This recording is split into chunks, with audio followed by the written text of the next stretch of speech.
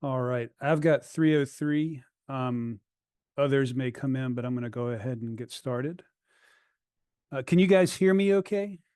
See me okay? Everybody can see the screen? I think you sound good, Wayne. Okay. Thanks, Tabitha. So my name's Wayne. I'm a co-investigator for the PhenX Toolkit. I want to thank you guys for joining us today.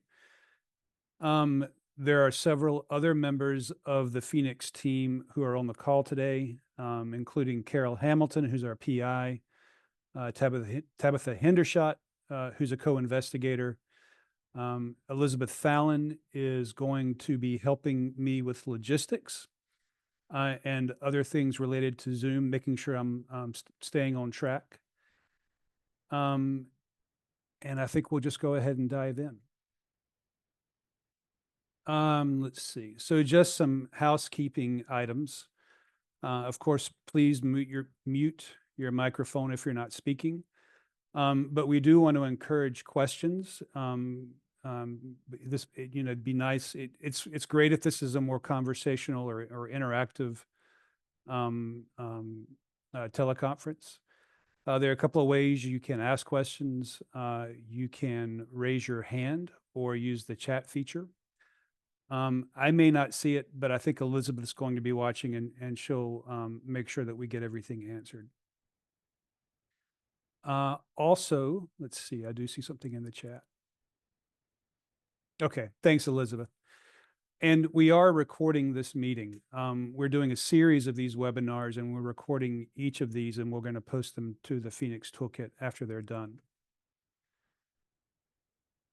So the goals for today, I'm going to give a brief introduction to PhenX, and including utility of standard protocols, how protocols end up in the toolkit, and a little bit about PhenX in general.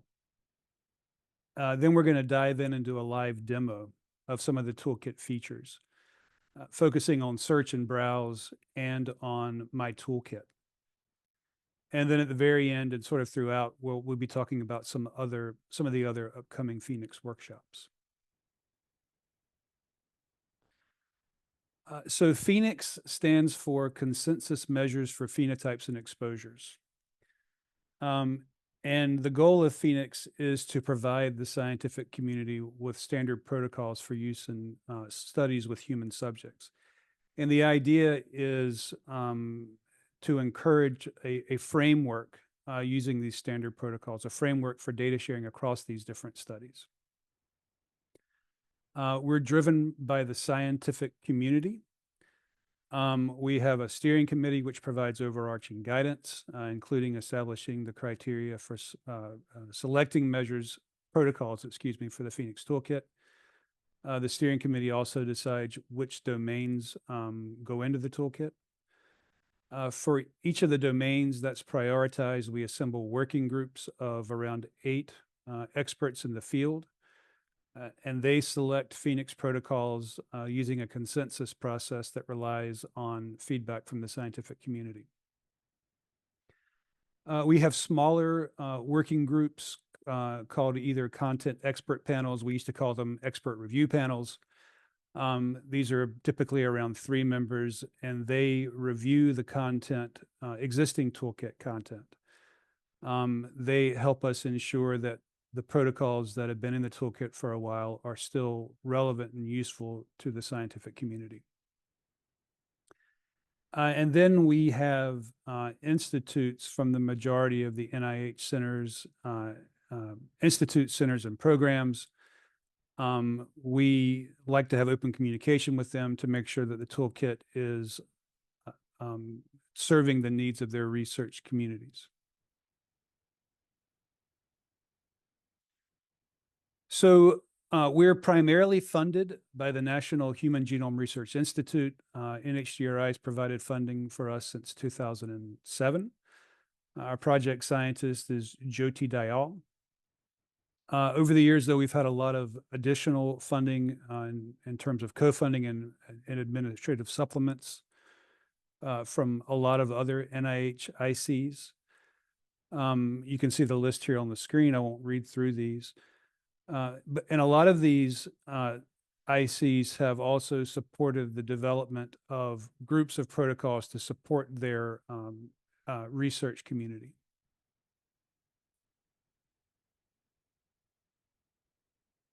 So why use standard protocols? Why are they important? So using the same protocol or questionnaire or data collection method across different studies hopefully makes it easier to combine data downstream. And there are a lot of reasons you might want to do this. So cross-study analyses can increase sample size. It can be used to validate initial findings, and it can be used to repurpose studies to answer new scientific questions. And so the idea is that if different studies use the same PhenX protocol to collect phenotypes, this would provide a framework for doing those types of cross-study analyses. And at the same time, cross-study analyses, using some PhenX protocols can help increase the impact of individual studies by being compatible with other studies that use the same PhenX protocols.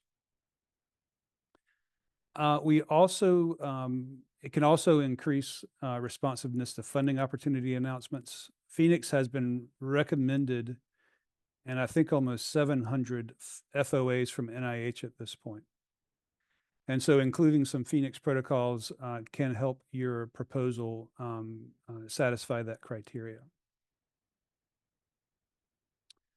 From the NIH perspective, including PhenX protocols can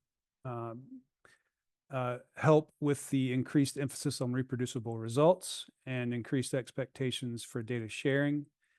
It can also help ensure that data that you collect is fair.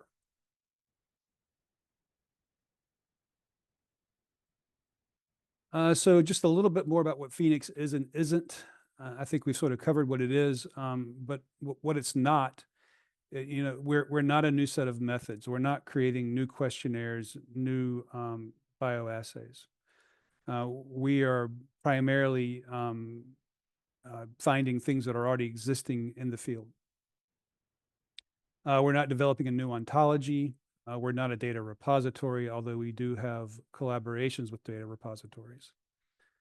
The toolkit is not restrictive.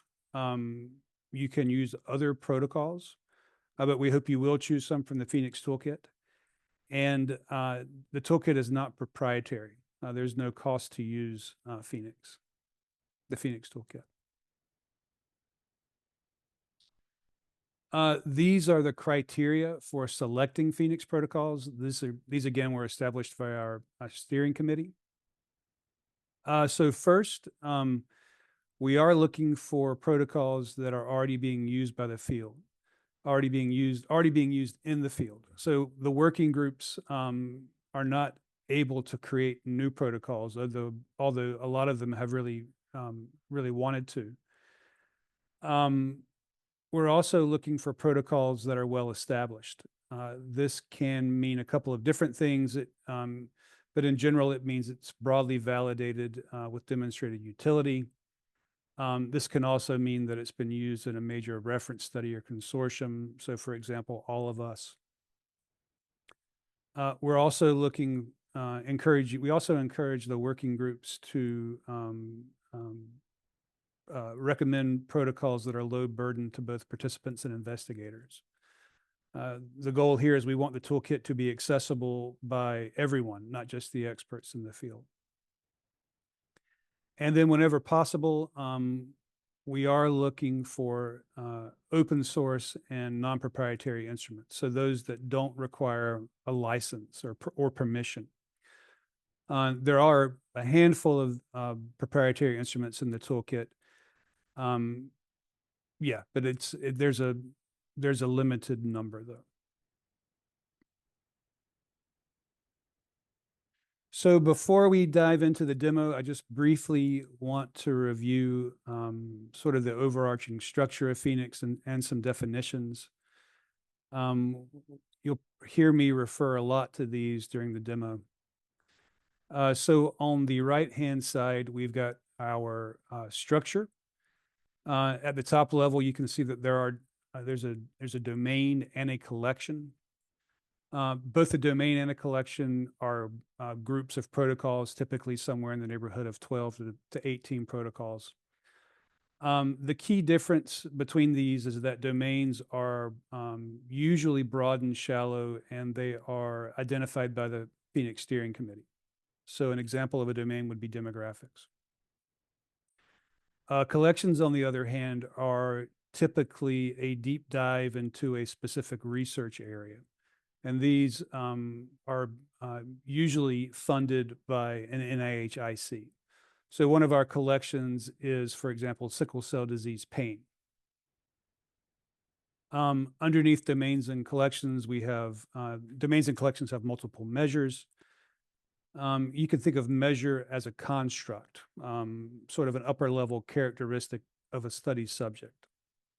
And so in the sickle cell disease pain collection, one of their measures is pain intensity. And then measures can have multiple protocols. And protocols here means just the way the data is collected. So this can be a questionnaire or a bioassay, for example. And so following this example, one of the protocols for the pain intensity measure in the sickle cell disease pain collection is the FACES pain scale revised. All right, so now we're gonna shift over to the live demo. Are there any questions or comments?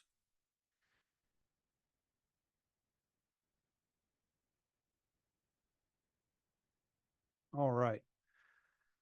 So this is the PhenX Toolkit homepage, just to orient you a little bit. So we've got a couple of rotating items here. So we've got a carousel in the middle, which gives an overview of the PhenX Toolkit. I'm just going to flip through this briefly to show you that you can also register for the additional workshops directly from the carousel. We've also got a banner with announcements here at the top. We currently have a special report on our blood sciences collection, and let's see if this will flip forward. We've also got a link to a REDCap survey where you can provide feedback on PhenX. So if you're interested in that, please do take a look. So what we're going to be diving into are the search and browse functions. So the search features can be found here on the top. There's a search bar, and then there's a link to the advanced search. And then there are several other options. Oh, I thought that was. Okay, let me make this a little bit smaller. Then there's several other buttons here, which we'll come back to, which you can use to browse the toolkit in different ways. But let's start first with search. So I'm going to start with something relatively straightforward. I'm going to start with discrimination and just the search bar at the top. And so this has returned all the protocols in the toolkit that are associated with the discrimination keyword. Those can be found here in the middle. So these are the protocols. And then on the right-hand side, you can see the domain or collection where these live, or another way of thinking about this is which working group added these to the toolkit. The reason I wanted to point this out briefly is because you can see that these 5 discrimination protocols actually come from 3 different domains and collections. So I just want to highlight that we're starting with search. We want to encourage you to use search because using browse, looking at browsing by domain and browsing by collection, you may miss some of the protocols that you're looking for. They may be in other collections. On the left-hand side, there are some filters for narrowing down your results. So I'll just briefly read through these. So you can filter based on whether or not they're being used in a major study. We currently have 8 of these. It includes things like All of Us and Connects. You can filter based on data collection mode. So interviewer administered questionnaire, for example, or self-administered questionnaire. You can filter on life stage. So you can see the majority, all of these are in the adult life stage. There's an availability filter. And what this is really indicating is whether or not any of these require a license or additional permission. All 5 of these are available, so you're free to take these away and use them in your study without asking for additional permission or worrying about a license. Time to complete, whether or not there's a translation available. And then you can also filter on supplemental information. I'll come back to this a little bit later, what that means. Okay, I am going to just briefly show you. So this is, I'm going to follow the link to the discrimination protocol. This takes you to the protocol landing page. You can see we've got a description here and some specific instructions. These are additional comments from the working group to help implement these protocols. You can see that this one is available. And then you can see the protocol itself, including the questions and answer responses. So the toolkit includes a lot more than just the protocols. We in the working groups collect a lot of supporting information, and these are included in these tabs here along the top. So just to briefly show you, so administration includes things like whether or not it requires any specialized personnel or equipment. Requirements is sort of how we gauge burden. You know, is there anything unusual about collecting this? Mode of administration and life stage. The details include selection rationale, which is why the working group chose this from among the available protocols. There is a table here for standards. There are several standards that we're associating with PhenX, including LOINC and terms from the human phenotype ontology, different common data elements, for example. The coverage is currently a little bit uneven, but we're working on that. And if there are standards available, this is where they'll be.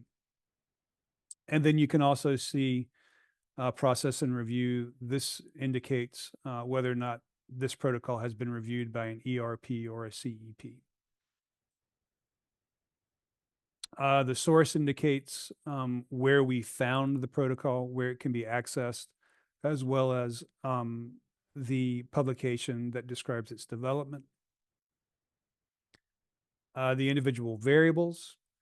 This one also includes mapping. So just briefly, this means that if you follow these links, these are the same variables as in this protocol in dbGaP. So in this case, this first protocol is in 2 different studies in dbGaP. The measure tab, this just includes information about the construct, including the release date. And then in the publications tab, these are publications that cite the use of this protocol with PhenX Toolkit as the source. And so in this case, I think there are maybe 10 of these, and you can see that looks like, yeah, just looking at this first one, has been used with reproductive age women in the All of Us study. So when you found protocols that you're interested in, what you can do is you can add them to my toolkit.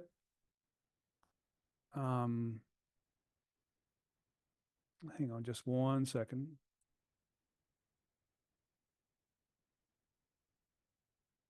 Let me do that one more time. Let me start clean. Okay, here we go. So I've added this discrimination protocol to my toolkit. My toolkit is a shopping cart-like feature. This is where you can sort of stash all the protocols that you would like to take home with you as you're searching and browsing the toolkit. Just want to point out that my toolkit is warning me that essential protocols are needed to interpret my data. And so these are recommendations from the working group for additional protocols that I should consider collecting to interpret discrimination. I'm just quickly going to add these. And so you can see that my toolkit has been updated with ethnicity and race, gender identity, and sex assigned at birth. If I didn't want to keep these, if I was collecting these in some other way, I can easily remove these here from my toolkit. All right, so I am now going to go over to the advanced search.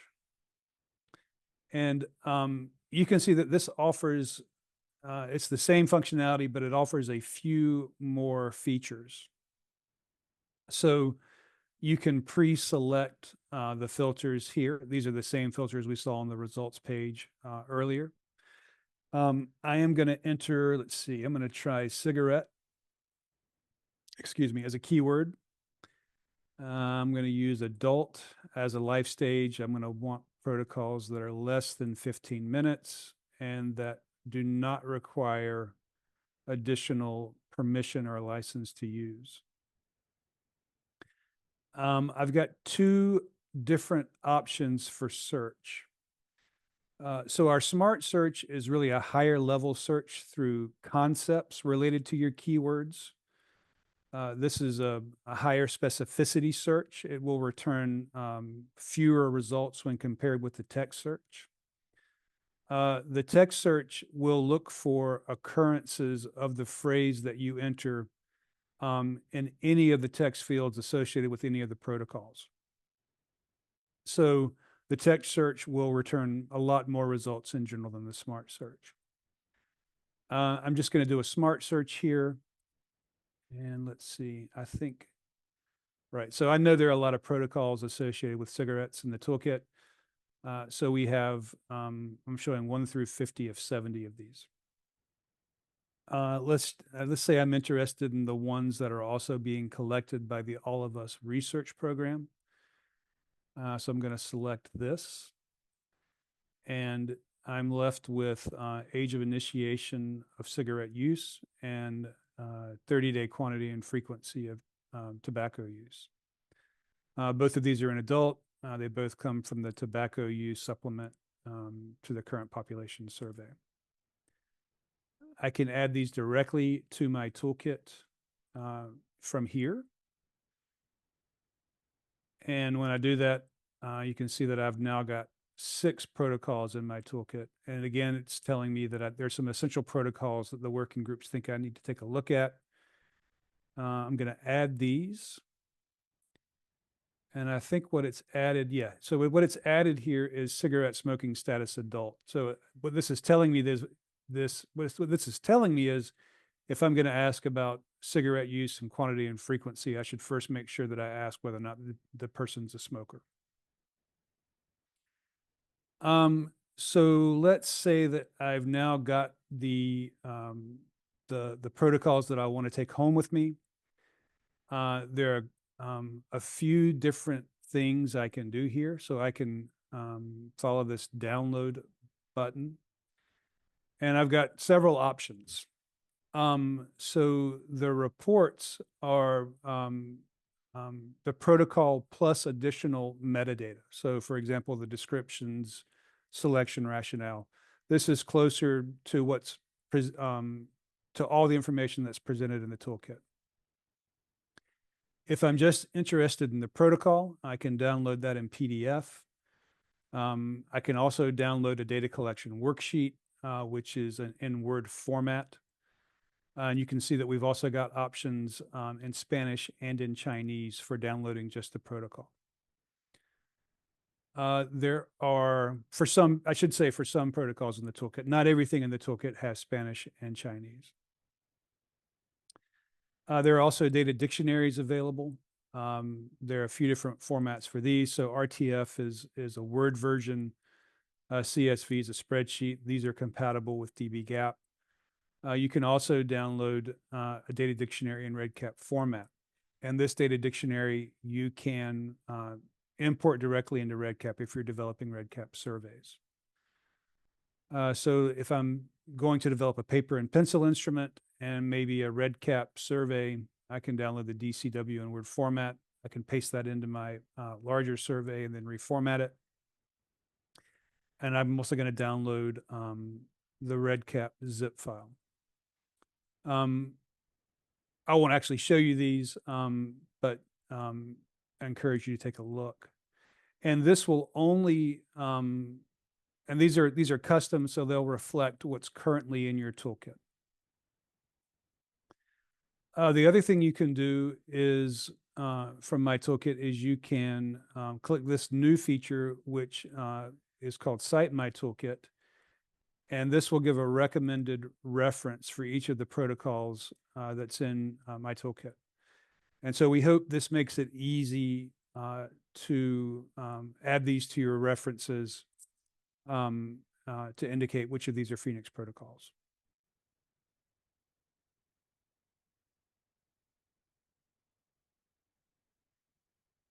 All right. So I am now going to jump back over to showing you some of the browse features. So I'm going to start back at the home page and first show you the browse by research domain. When you click this, it'll bring up the list of all the current domains in the toolkit. So there are currently 30. You can see on the bottom, in the bottom right-hand corner, we also have links to our collections. These take you to the same places that the buttons on the home page do. Again, collections are a deep dive and the domains are more broad and shallow. You can see that domains include things like neurology and geriatrics. And I'll show you briefly. So let's take a look at the demographics domain. There are 16 protocols in the demographics domain. And if you were to click one of these, it would take you to a protocol landing page like what we saw for discrimination. If you're interested in the working group and sort of the more context about the domain, there's some information here on the top. So if you want to see in these tabs on the top, so you can see the scope that the working group was working from. This came from the steering committee and then was refined by the working group. You can see the working group rosters. You can also see the panels that reviewed the domain. You can see the supplemental information. These are protocols that the working group considered, but for one reason or another, they didn't quite make it into the toolkit. It could be they didn't meet the criteria for inclusion, or that they just weren't the highest priority for the working group. And I say that because every working group has a certain limit of protocols they can add to the toolkit.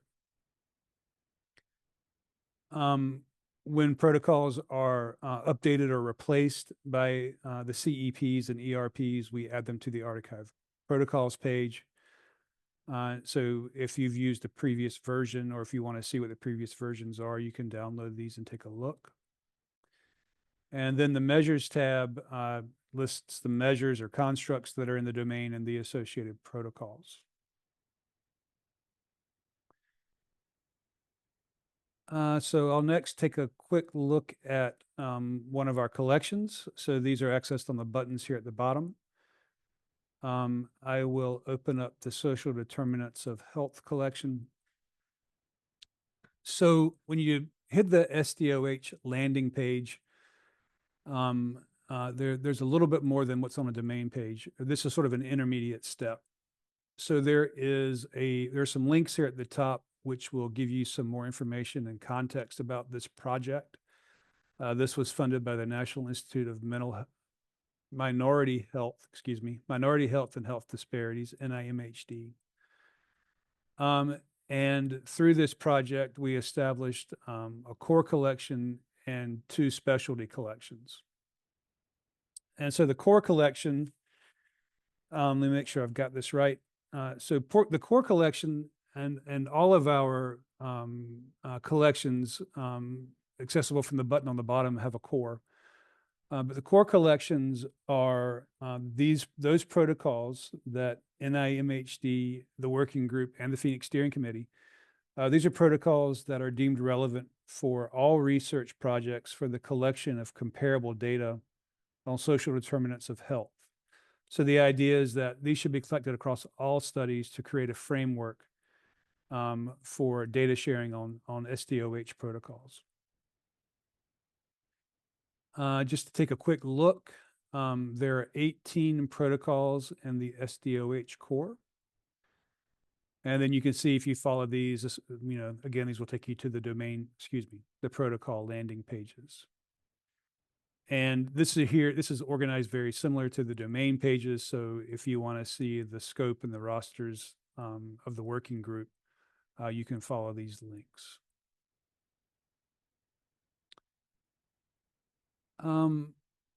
So I'll next show you the Browse Protocols tree. This is our cross-domain concept tree browser. In this, we've organized the protocols in the PhenX Toolkit according to terms from the National Library of Medicine's Medical Subjects Heading Terminology, or MESH. So this is just a different way of organizing the protocols. So for example, I'll just open one of these. So I'll open diseases, and then I'm going to go to hemic and lymphatic diseases and hematological diseases. And then I can get to anemia. And when I open this up, this lists all of the sickle cell disease related protocols in the toolkit. And the benefit here is it allows you to see all these protocols in one location, as opposed to having to hop around between different collections. And then if I highlight just one of these, it will pop up a little shorthand for the protocol. So I can see the protocol itself. I can see the description, any instructions from the working group. I can also go to the protocol page from here, or I can add it directly to my toolkit. You can also browse by who's using PhenX. So the PhenX protocols that we know of that are in use in the field. So there are three different views here. There's one, the first one is protocols that are being used by major studies. You can browse the protocols that have been instituted into REDCap. And you can also browse the protocols that have been cited in publications. And I'll briefly show you just the studies. So these are the same studies that are present in the filters. And for example, if you wanted to see all of the PhenX protocols that are being used by all of us, you can pop this open and you can add these directly to my toolkit from here. And then one more, if you want to see everything all at once, if you're feeling ambitious, you can follow this link from the homepage menu. This will list all of the protocols that are currently in the toolkit in alphabetical order. You can refine and narrow what's shown here. Again, we have the same filters that are available on the search page. And you can also organize these according to the alphabet. So if you just want to see A through E, for example, you can subset like that.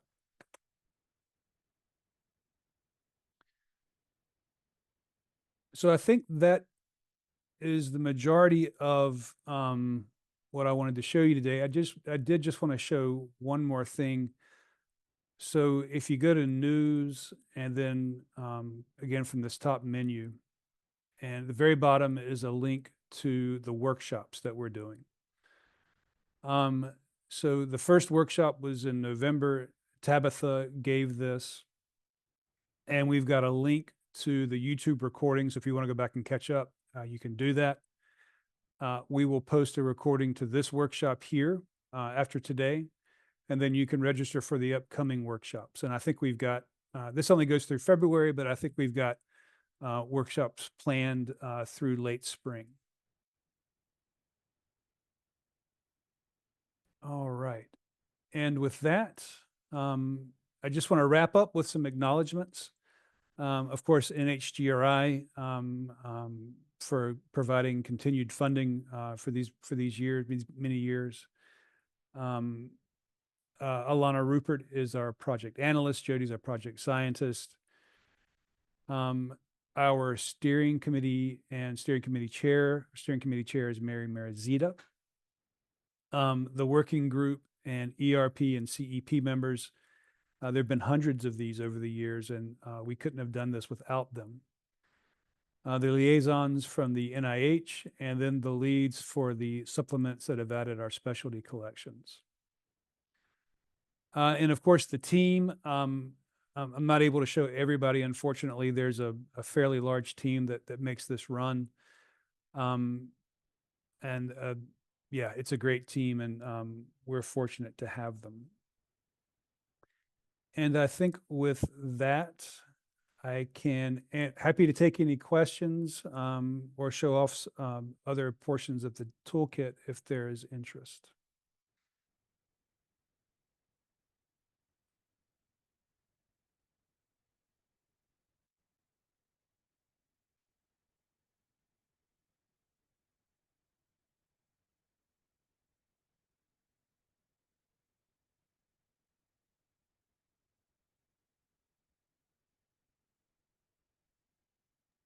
Any questions from folks on the line?